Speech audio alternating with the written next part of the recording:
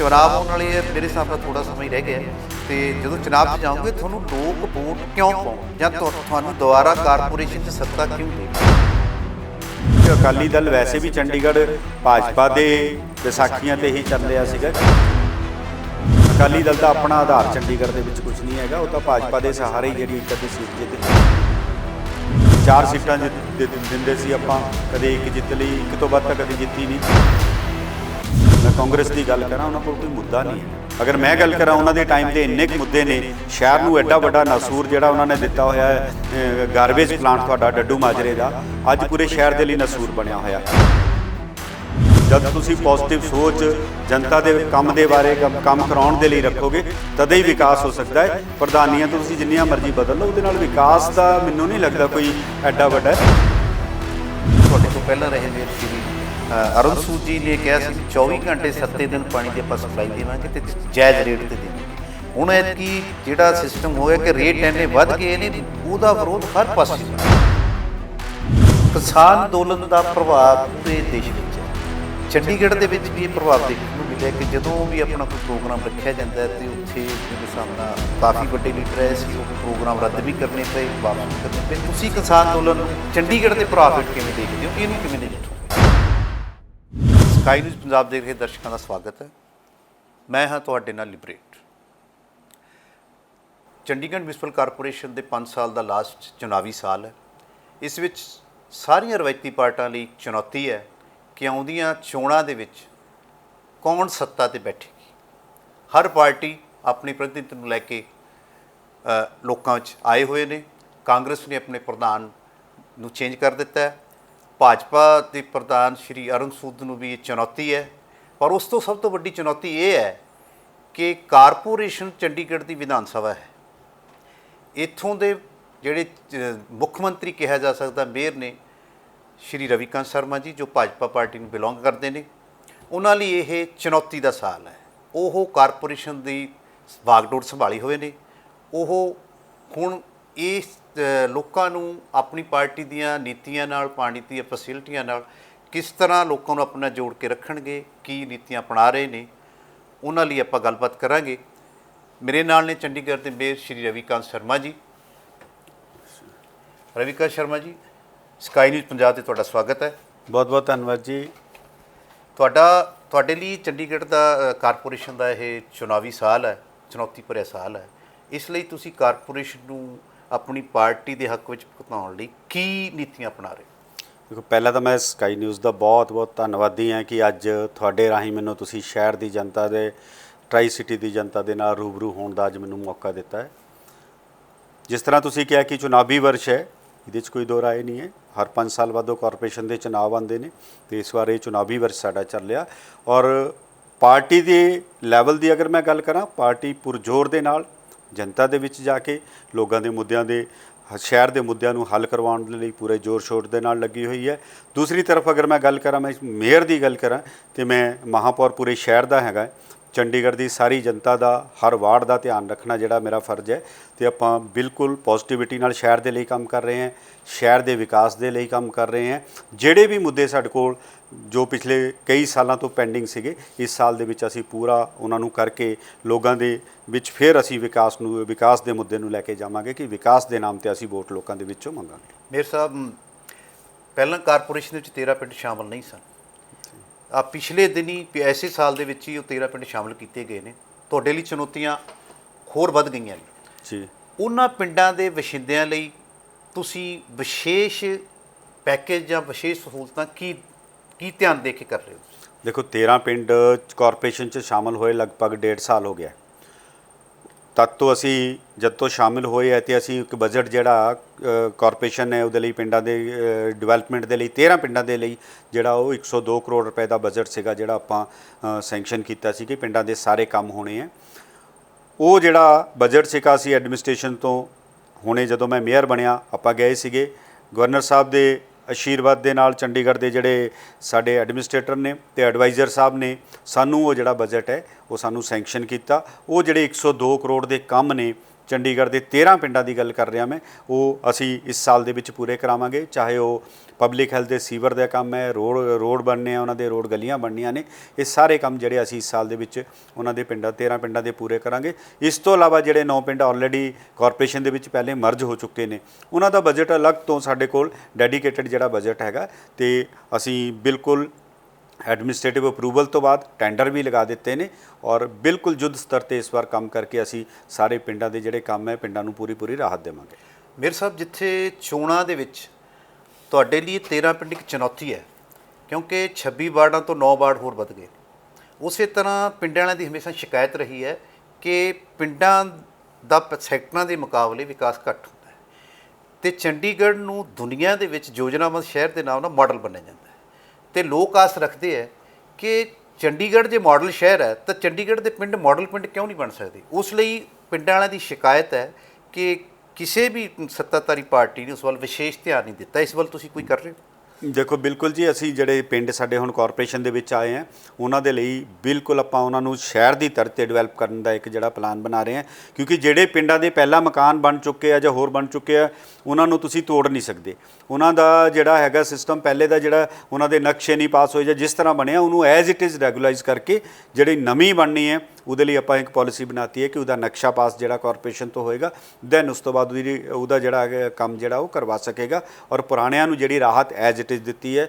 ਉਹਨਾਂ ਦੇ ਪਾਣੀ ਦਾ ਜਿਹੜਾ ਮੁੱਦਾ ਸੀਗਾ, ਪਹਿਲੇ ਟਿਊਬਵੈੱਲਾਂ ਤੋਂ ਪਾਣੀ ਆਉਂਦਾ ਸੀ, ਹੁਣ ਅਸੀਂ ਨਹਿਰੀ ਪਾਣੀ ਦੇ ਨਾਲ ਸਾਰੇ ਪਿੰਡਾਂ ਨੂੰ ਕਨੈਕਟ ਕਰ ਰਹੇ ਹਾਂ ਤਾਂ ਕਿ ਪਾਣੀ ਵੀ ਉਹਨਾਂ ਨੂੰ ਪੀਣ ਦਾ ਜਿਹੜਾ ਅੱਛਾ ਮਿਲੇ। ਉਹਨਾਂ ਦੇ ਰੋਡ ਗਲੀਆਂ, ਉਹਨਾਂ ਦੇ ਸਾਰੇ ਕੰਮ ਜਿਹੜੇ ਆ ਬਿਲਕੁਲ ਸ਼ਹਿਰ ਦੀ ਤਰਜ਼ 'ਤੇ ਆਪਾਂ ਉਹਨੂੰ ਡਿਵੈਲਪ ਕਰਨ ਜਾ ਰਹੇ ਹਾਂ। ਔਰ ਚੰਡੀਗੜ੍ਹ ਦੇ ਪਿੰਡਾਂ ਦੇ ਲੋਕਾਂ ਨੂੰ ਖਾਸ ਕਰ ਬਹੁਤ ਵਿਸ਼ਵਾਸ ਹੈ ਭਾਜਪਾ 'ਤੇ ਕਿ ਪਿੰਡਾਂ ਦੀ ਅਗਰ ਡਿਵੈਲਪਮੈਂਟ ਕੋਈ ਕਰ ਸਕਦਾ ਹੈ ਤੇ ਉਹ ਭਾਜਪਾ ਦੇ ਟਾਈਮ 'ਚ ਹੀ ਹੋ ਸਕਦੀ ਹੈ। ਇਸ ਤੋਂ ਪਹਿਲਾਂ ਵੀ ਪਿੰਡ ਸੀਗੇ, ਔਰ ਪਿੰਡਾਂ ਦੀ ਜੋ ਹਾਲਤ ਇਹਨਾਂ ਨੇ ਕਰ ਰੱਖੀ ਸੀ ਉਹ ਤੁਹਾਡੇ ਤੋਂ ਵੀ ਮੈਨੂੰ ਲੱਗਦਾ ਛੁਪੀ ਨਹੀਂ ਹੈ, ਔਰ ਪਿੰਡਾਂ ਦੇ ਲੋਕੀ ਵੀ ਜਾਣਦੇ ਨੇ।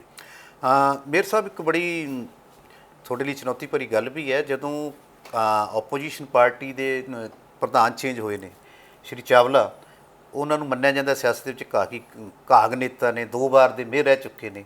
ਉਹਨਾਂ ਨੇ ਇੱਕ ਅਭਿਆਨ ਚਲਾਇਆ ਹੈ ਹਰ ਸੈਕਟਰ ਦੇ ਵਿੱਚ ਜਾ ਕੇ, ਜਾਂ ਤਾਂ ਸਾਡਾ ਵਿਕਾਸ ਕਰੋ ਤੇ ਜਾਂ ਤੁਸੀਂ ਅਸਤੀਫਾ ਦਿਓ। ਉਹ ਮੁਹਿੰਮ ਚੱਲ ਰਹੀ ਹੈ, ਉਸ ਨੂੰ ਤੁਸੀਂ ਕਿਵੇਂ ਦੇਖ ਰਹੇ ਹੋ, ਉਹਨੂੰ ਕਿਵੇਂ ਟੈਕਲ ਕਰ ਰਹੇ ਹੋ, ਕੀ ਤੁਹਾਡਾ ਉਹਦੇ ਪ੍ਰਤੀ ਹੈ?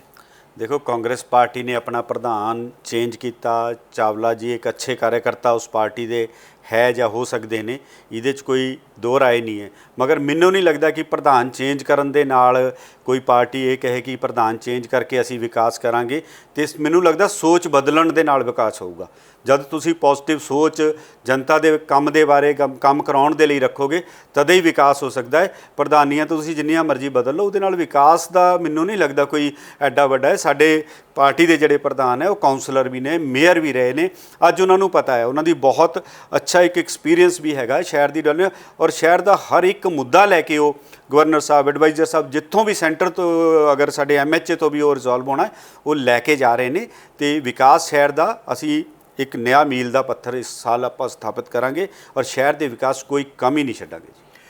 ਤੁਸੀਂ ਚੋਣਾਂ ਦੇ ਵਿੱਚ ਜਲਦੀ ਜਾਣ ਵਾਲੇ ਹੋ, ਦੋਨੇ ਪਾਰਟੀਆਂ ਜਾਣ ਵਾਲੀਆਂ, ਜਿਹੜੇ ਕਹਿੰਦੇ ਕਿ ਅਸੀਂ ਲੋਕਾਂ ਲਈ ਜ਼ਿਆਦਾ ਕੰਮ ਕੀਤਾ। ਕਾਂਗਰਸ ਦਾਅਵਾ ਕਰਦੀ ਅਸੀਂ ਕਰਦੇ ਸੀਗੇ। ਇਹਨਾਂ ਨੂੰ ਤਾਂ ਕਾਂਗਰਸ ਦਾ ਇਹ ਵੀ ਕਹਿਣਾ ਹੈ ਕਿ ਇਹ ਪਾਰਟੀ ਨਵੀਂ ਹੈ, ਇਹਨਾਂ ਦੇ ਲੀਡਰ ਨਵੇਂ ਨੇ, ਇਹਨਾਂ ਨੂੰ ਕੰਮ ਕਰਨ ਦਾ ਤਜਰਬਾ ਨਹੀਂ।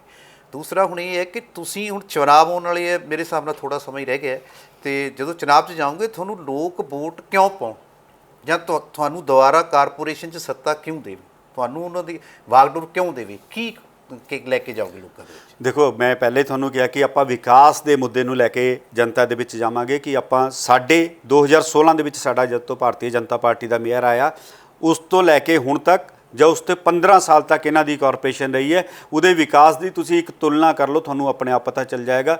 ਸ਼ਹਿਰ ਦੀ ਜਨਤਾ ਬਹੁਤ ਜਾਗਰੂਕ ਹੈ। ਉਹ ਪਾਰਟੀਬਾਜ਼ੀ 'ਤੇ ਨਾ ਜਾ ਕੇ, ਰਾਜਨੀਤੀ 'ਚ ਨਾ ਜਾ ਕੇ, ਉਹ ਵਿਕਾਸ ਦੇ ਨਾਮ 'ਤੇ ਵੋਟ ਦਿੰਦੀ ਹੈ। ਔਰ ਚੰਡੀਗੜ੍ਹ ਦਾ ਇਹ ਸ਼ੁਰੂ ਤੋਂ ਹੀ ਰਿਹਾ ਕਿ ਉਹ ਵਿਕਾਸ ਦੇ ਨਾਮ 'ਤੇ ਚੰਡੀਗੜ੍ਹ ਦੇ ਲੋਕੀ ਜਿਹੜੇ ਵੋਟ ਦਿੰਦੇ ਹੈ। ਔਰ ਅੱਜ ਦੀ ਡੇਟ 'ਚ ਮੈਂ ਕਾਂਗਰਸ ਦੀ ਗੱਲ ਕਰਾਂ, ਉਹਨਾਂ ਕੋਲ ਕੋਈ ਮੁੱਦਾ ਨਹੀਂ ਹੈਗਾ। ਅਗਰ ਮੈਂ ਗੱਲ ਕਰਾਂ ਉਹਨਾਂ ਦੇ ਟਾਈਮ ਦੇ ਇੰਨੇ ਕੁ ਮੁੱਦੇ ਨੇ, ਸ਼ਹਿਰ ਨੂੰ ਐਡਾ ਵੱਡਾ ਨਸੂਰ ਜਿਹੜਾ ਉਹਨਾਂ ਨੇ ਦਿੱਤਾ ਹੋਇਆ ਹੈ ਗਾਰਬੇਜ ਪਲਾਂਟ ਤੁਹਾਡਾ ਡੱਡੂ ਮਾਜਰੇ ਦਾ, ਅੱਜ ਪੂਰੇ ਸ਼ਹਿਰ ਦੇ ਲਈ ਨਸੂਰ ਬਣਿਆ ਹੋਇਆ। ਅਸੀਂ ਆਪਣੀ ਇਹਦੇ ਵਿੱਚ ਆ ਕੇ 2017 ਦੇ ਵਿੱਚ ਜਦੋਂ ਸਾਡੇ ਮੇਅਰ ਆਸ਼ਾ ਜਸਵਾਲ ਜੀ ਸੀਗੇ, ਅਸੀਂ ਹਾਊਸ ਦੇ ਵਿੱਚ ਲੈ ਕੇ ਆਏ ਕਿ ਉਹਨਾਂ ਦਾ ਕੰਟਰੈਕਟ ਕੈਂਸਲ ਕਰਕੇ ਜਾਂ ਫਿਰ ਉਹ ਇਹਨੂੰ ਆਪਣਾ ਅੱਛੀ ਤਰ੍ਹਾਂ ਪ੍ਰੋਸੈਸ ਕਰਨ। ਫਿਰ ਉਹ NGT ਚਲੇ ਗਏ ਤੇ 3.5 ਸਾਲ ਸਾਨੂੰ NGT ਦੇ ਵਿੱਚ ਲੱਗ ਗਏ। ਅਸੀਂ ਉਹ ਲੀਗਲ ਲੜਾਈ ਲੜ ਕੇ ਫਾਈਨਲੀ ਉਹ ਪਲਾਂਟ ਅਸੀਂ ਆਪਣੇ ਕਬਜ਼ੇ 'ਚ ਲਿਆ। ਇਸ ਸਾਲ ਦੇ ਵਿੱਚ ਅਸੀਂ ਇੰਪ੍ਰੈਸ਼ਨ ਆਫ ਇੰਟਰਸਟ ਹੁਣ ਮੰਗਾਏ ਸੀ। ਸਾਡੇ ਕੋਲ ਲਗਭਗ 10-12 ਕੰਪਨੀਆਂ ਜਿਹੜੀਆਂ ਉਹਦੇ ਵਿੱਚ ਉਹਨਾਂ ਨੇ ਪਾਰਟੀਸਪੇਟ ਕੀਤਾ। ਅਸੀਂ ਵਨ ਟਾਈਮ ਸੋਲਿਊਸ਼ਨ ਚੰਡੀਗੜ੍ਹ ਨੂੰ ਦੇਣ ਜਾ ਰਹੇ ਹਾਂ ਕਿ ਗਾਰਬੇਜ ਫ੍ਰੀ ਸਿਟੀ ਬਣਾਉਣ ਜਾ ਰਹੇ ਹਾਂ। ਬੇਸ ਟੂ એનર્ਜੀ ਜਾਂ ਜੋ ਵੀ ਇੱਕ ਆਪਾਂ ਅੱਗੇ ਆਉਣ ਵਾਲੀ ਜਿਹੜੀ ਟੈਕਨੋਲੋਜੀ ਲੈ ਕੇ ਆ ਰਹੇ ਹਾਂ, ਲੇਟੈਸਟ ਟੈਕਨੋਲੋਜੀ ਲੈ ਕੇ ਆਵਾਂਗੇ। ਇਸ ਪਲਾਂਟ ਤੋਂ ਵੀ ਸ਼ਹਿਰ ਨੂੰ ਜਿਹੜੀ ਹੈ ਪੂਰੀ ਨਿਜਾਤ ਦਵਾਵਾਂਗੇ। ਔਰ ਕਾਂਗਰਸ ਦੀ ਕਾਰਗੁਜ਼ਾਰੀਆਂ ਦਾ ਸ਼ਹਿਰ ਬੜੀ ਅੱਛੀ ਤਰ੍ਹਾਂ ਜਿਹੜਾ ਜਾਗਰੂਕ ਹੈ। ਔਰ ਭਾਜਪਾ ਦਾ ਜਿਹੜਾ ਇੱਕੋ ਹੀ ਮੁੱਦਾ ਹੈ, ਰਾਜਨੀਤੀ ਭਾਜਪਾ ਦਾ ਕੋਈ ਉਦੇਸ਼ ਨਹੀਂ ਹੈ। ਭਾਜਪਾ ਦਾ ਰਾਜਨੀਤੀ ਇੱਕ ਮਾਧਿਅਮ ਹੈ, ਸਮਾਜ ਸੇਵਾ ਸਾਡਾ ਉਦੇਸ਼ ਹੈ। ਪੂਰੇ ਸ਼ਹਿਰ ਦੀ ਜੋ ਸੇਵਾ ਅਸੀਂ ਕਰ ਰਹੇ ਹਾਂ ਔਰ ਜੋ ਆਉਣ ਵਾਲੇ ਟਾਈਮ 'ਚ ਵੀ ਆਪਾਂ ਕਰਦੇ ਰਹਾਂਗੇ। ਤੁਹਾਡੇ ਕਹਿਣ ਮੁਤਾਬਕ ਡੰਪਿੰਗ ਗਰਾਊਂਡ ਦਾ ਮੁੱਦਾ ਤਕਰੀਬਨ ਤੁਸੀਂ ਹੱਲ ਕਰ ਲਿਆ, ਜੋ ਕਿ ਕਾਂਗਰਸ ਵੱਲੋਂ ਯਾਨੀ ਕਿ ਵਿਕਾਸ ਦੇ ਨਾਂ 'ਤੇ ਲੋਕਾਂ ਨੂੰ ਗੁੰਮਰਾਹ ਕਰਕੇ ਪੇਸ਼ ਕੀਤਾ ਗਿਆ ਸੀ, ਜੋ ਅੱਜ ਬਹੁਤ ਵੱਡੀ ਸਮੱਸਿਆ ਬਣੀ ਹੋਈ ਹੈ। ਚਲੋ ਇੱਕ ਤੈਅ ਹੋਇਆ, ਹੋਰ ਕਿਹੜੇ ਵਿਕਾਸ ਦੇ ਮਾਡਲ ਨੇ ਜਿਹੜੇ ਜਿਨ੍ਹਾਂ ਨੂੰ ਲੈ ਕੇ ਤੁਸੀਂ ਲੋਕਾਂ ਨੂੰ ਕਹਿ ਸਕਦੇ ਹੋ ਵੀ ਸਾਨੂੰ ਦੁਬਾਰਾ ਸੇਵਾ ਦਾ ਮੌਕਾ ਦਿਓ? ਉਹਦੇ 'ਚ ਕੋਈ ਜ਼ਿਕਰ ਜੋ ਵਿਕਾਸ ਦੀ ਕਿਹੜੇ ਨੇ ਕਿਹੜੇ? ਮੈਂ ਬਿਲਕੁਲ ਤੁਹਾਡੀ ਇੱਕ ਜਿਹੜੀ ਗੱਲ ਤੁਸੀਂ ਕਹਿ ਰਹੇ ਹੋ ਕਿ ਕਿਹੜੇ ਮੁੱਦੇ ਨੇ, ਅਸੀਂ ਜਦੋਂ ਕਾਰਪੋਰੇਸ਼ਨ ਦੇ ਵਿੱਚ ਆਏ 2017 ਦੇ ਵਿੱਚ ਜਿੱਤ ਕੇ ਆਪਾਂ ਕਾਰਪੋਰੇਸ਼ਨ 'ਚ ਆਏ ਹਾਂ, ਕਾਰਪੋਰੇਸ਼ਨ ਦੀ ਫਾਈਨੈਂਸ਼ੀਅਲ ਹਾਲਾਤ ਇਹ ਸੀਗੇ 174 ਕਰੋੜ ਰੁਪਏ ਟੋਟਲ ਜਿਹੜੀ ਆਪਣੀ ਇਨਪੁਟਸ ਕਾਰਪੋਰੇਸ਼ਨ ਦੀ ਸੀਗੀਆਂ।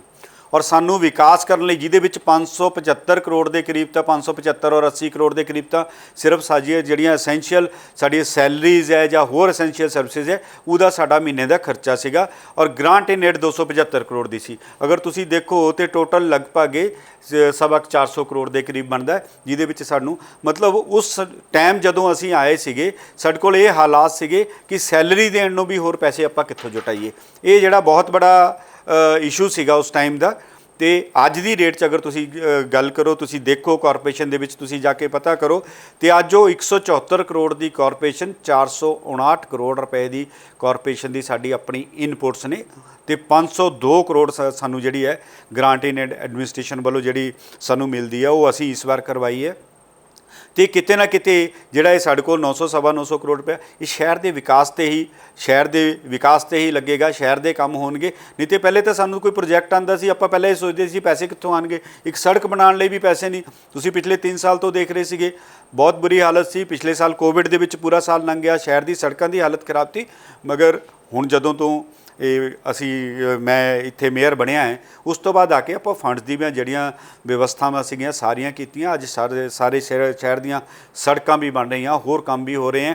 ਸ਼ਹਿਰ ਨੂੰ ਆਪਾਂ ਲਗਭਗ 7 ਹੋਰ ਕਮਿਊਨਿਟੀ ਸੈਂਟਰ ਨਵੇਂ ਜਿਹੜੇ ਸ਼ਹਿਰ ਦੇ ਵਿੱਚ ਦੇਣ ਜਾ ਰਹੇ। ਔਰ ਪਹਿਲੀ ਵਾਰ ਸ਼ਹਿਰ ਦੇ ਵਿੱਚ ਇੱਕ ਬੈਂਕਟ ਹਾਲ ਜਿਹੜਾ ਆਪਾਂ ਸੈਂਕਸ਼ਨ ਕਰਾਇਆ। ਕਾਰਪੋਰੇਸ਼ਨ ਨੇ 2 ਪੈਟਰੋਲ ਪੰਪ ਲਗਾਏ, 2 ਹੋਰ ਨਵੇਂ ਪੈਟਰੋਲ ਪੰਪ ਆਪਾਂ ਸੈਂਕਸ਼ਨ ਕਰਾਏ ਤਾਂ ਕਿ ਕਾਰਪੋਰੇਸ਼ਨ ਜਿਹੜੀ ਹੈ ਫਾਈਨੈਂਸ਼ੀਅਲੀ ਸਟਰੈਂਥ। ਅਸੀਂ ਛੋਟੀਆਂ ਚੀਜ਼ਾਂ ਕਰਕੇ ਸ਼ਹਿਰ ਦੀ ਜਨਤਾ ਤੇ 1 ਰੁਪਏ ਦਾ ਵੀ ਟੈਕਸ ਨਾ ਲਗਾ ਕੇ ਕਾਰਪੋਰੇਸ਼ਨ ਨੂੰ ਜਿਹੜਾ ਸਟਰੈਂਥਨ ਕੀਤਾ। ਗੱਲ ਇਹ ਵੀ ਹੈ ਕਿ ਕੁਝ ਡਿਪਾਰਟਮੈਂਟ ਐਸੇ ਨੇ ਜਿਹੜੇ ਸਿੱਧੇ ਕਾਰਪੋਰੇਸ਼ਨ ਨਾਲ ਜੁੜੇ ਆ ਜਿਨ੍ਹਾਂ ਤੇ ਕਾਰਪੋਰੇਸ਼ਨ ਨੂੰ ਰੈਵਨਿਊ ਮਿਲਦਾ, ਪਰ ਕੁਝ ਡਿਪਾਰਟਮੈਂਟ ਜਿਵੇਂ RLA ਹੈ, ਸੜਕਾਂ ਆਪਾਂ ਦੇਖਦੇ ਹਾਂ ਉਹ ਲਾਇਸੈਂਸ ਉਹ ਦਿੰਦੇ ਨੇ, ਰੈਵਨਿਊ ਉਹ ਲੈਂਦੇ ਨੇ। ਉਹ ਵੀ ਕਈ ਇਸ ਨਾਲ ਹੋਰ ਜੁੜੇ ਡਿਪਾਰਟਮੈਂਟ ਉਹਨਾਂ ਦੀ ਗੱਲ ਚੱਲਦੀ ਸੀਗੀ ਪ੍ਰਸ਼ਾਸਨ ਨਾਲ ਵੀ ਇਹ ਡਿਪਾਰਟਮੈਂਟ ਸਾਨੂੰ ਦੇ ਦਿੱਤੇ ਜਾਣ। ਉਹ ਸਥਿਤੀ ਕੀ ਆ? ਬਿਲਕੁਲ ਜੀ, RLA ਦਾ ਜਿੱਥੋਂ ਤੱਕ ਮਸਲਾ ਸੀਗਾ ਐਜ਼ ਪਰ ਲਾਅ ਜਿਹੜਾ ਉਹ ਸਾਡਾ ਹੀ ਰਾਈਟ ਬਣਦਾ। ਕਿਤੇ ਵੀ ਤੁਸੀਂ ਦੇਖੋਗੇ ਜਿਹੜਾ RLA ਆ ਉਹ ਕਾਰਪੋਰੇਸ਼ਨ ਦਾ ਜਿਹੜਾ ਉਹਦਾ ਪੈਸਾ ਹੈ ਜਾਂ ਉਹ ਕਾਰਪੋਰੇਸ਼ਨ ਕੋਲ ਹੀ ਹੁੰਦਾ, ਕਿਉਂਕਿ ਰੋਡ ਸੜਕਾਂ ਸਭ ਅਸੀਂ ਬਣਾਉਂਦੇ ਹੈ ਤੇ ਜਿਹੜੀ ਉਹਦਾ ਰੈਵਨਿਊ ਵੀ ਹੈ, ਜਿਹੜਾ ਉਹਦੀ ਕਲੈਕਸ਼ਨ ਹੈ, ਜੋ ਲਾਇਸੈਂਸ ਬਣਦੇ ਆ ਜਾਂ ਗੱਡੀਆਂ ਰਜਿਸਟਰ ਹੁੰਦੀਆਂ ਉਹ ਸਾਡਾ ਹੀ ਰਾਈਟ ਹੈ। ਤੇ ਮੈਂ ਆਂਦੇ ਹੀ ਮੁੱਦਾ ਚੱਕਿਆ ਸੀਗਾ ਤੇ ਸਾਨੂੰ ਐਡਵਾਈਜ਼ਰ ਸਾਹਿਬ ਨੇ ਪ੍ਰਿੰਸੀਪਲੀ ਸਾਨੂੰ ਐਗਰੀ ਕਰਤਾ ਸੀਗਾ। ਉਹ ਅਸੀਂ ਹਾਊਸ ਪਾਸ ਕਰਕੇ ਭੇਜਤਾ। ਉਹ ਹੁਣ ਆਪਣਾ ਗਵਰਨਰ ਸਾਹਿਬ ਦੇ ਕੋਲ ਲਗਭਗ ਪਹੁੰਚ ਗਿਆ ਹੈ ਤੇ ਉਸ ਤੋਂ ਬਾਅਦ ਦਿੱਲੀ ਜਾਏਗਾ। ਮੈਨੂੰ ਪੂਰਾ ਵਿਸ਼ਵਾਸ ਹੈ ਇਸ ਸਾਲ ਦੇ ਵਿੱਚ ਜਿਹੜਾ RLA ਦਾ ਰੈਵਨਿਊ ਹੈ ਉਹ ਕਾਰਪੋਰੇਸ਼ਨ ਨੂੰ ਮਿਲਣਾ ਸ਼ੁਰੂ ਹੋ ਜਾਏਗਾ। ਉਸ ਤੋਂ ਬਾਅਦ ਕਾਰਪੋਰੇਸ਼ਨ ਦੀ ਜਿਹੜੀ ਫਾਈਨੈਂਸ਼ੀਅਲ ਹਾਲਤ ਹੈ ਹੋਰ ਵੀ ਸਟਰੈਂਥਨ ਹੋਏਗੀ।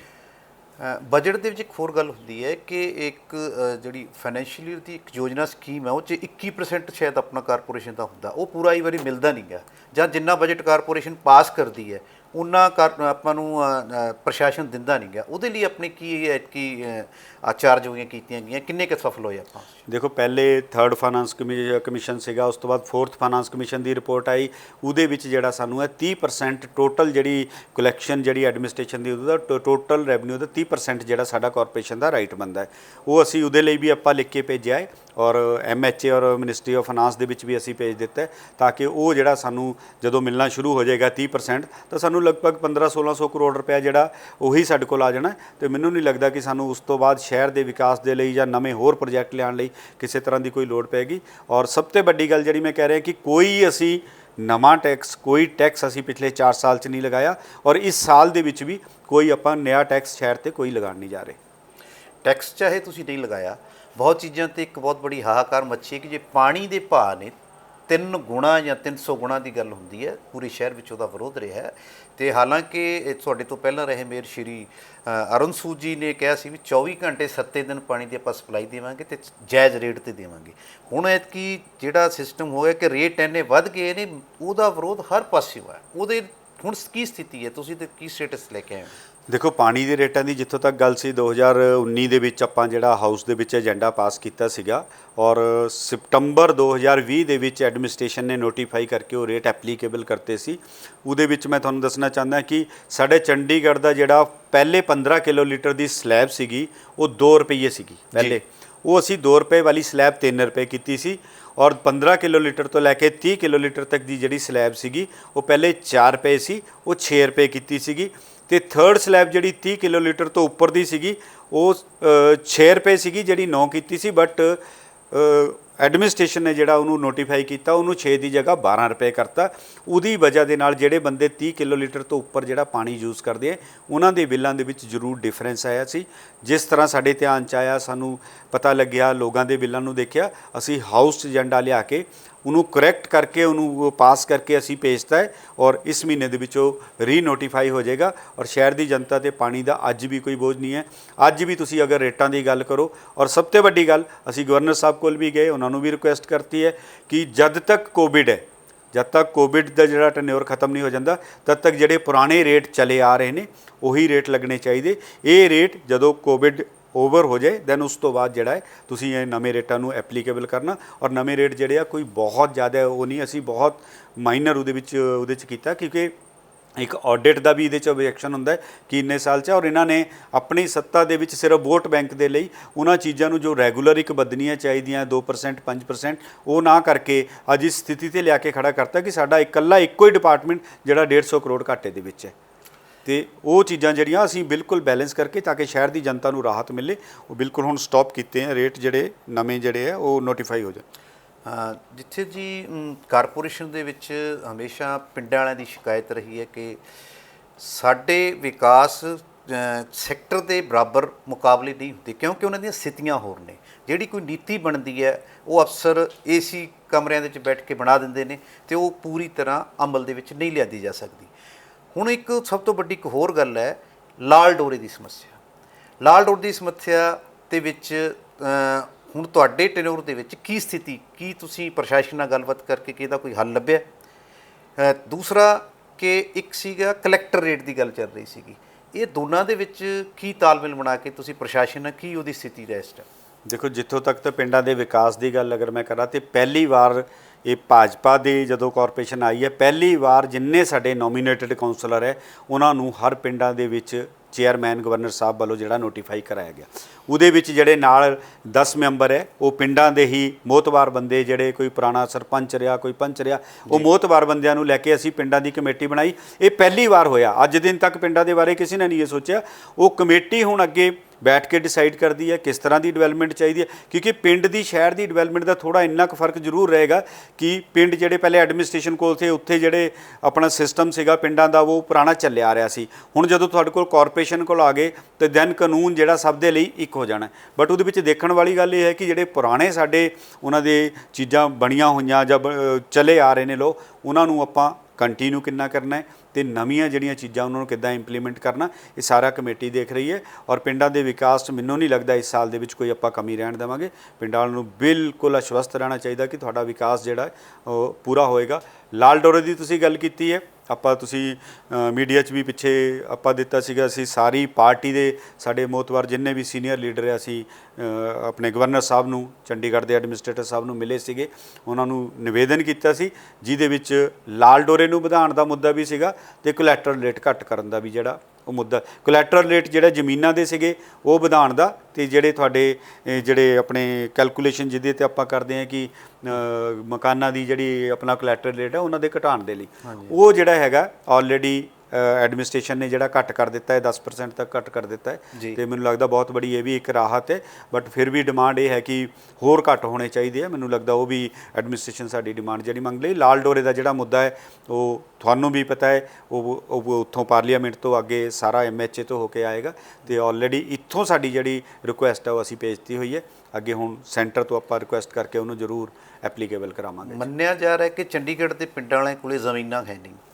ਪਰ ਫਿਰ ਵੀ ਉਹ ਕਿਤੇ ਨਾ ਕਿਤੇ ਜ਼ਮੀਨ ਨਾਲ ਜੁੜੇ ਹੋਏ ਲੋਕ ਨੇ, ਖੇਤੀ ਕਰਦੇ ਸੀ। ਜਿਹਾ ਵਿਕਾਸ ਹੋਣ ਦੇ ਬਾਅਦ ਉਹ ਜ਼ਮੀਨ ਵਪਾਰਕ ਸਿਸਟਮ ਵਿੱਚ ਬਦਲ ਗਈ ਜ਼ਿਆਦਾਤਰ, ਉਹ ਜ਼ਮੀਨਾਂ ਫਿਰ ਵੀ ਹੈ।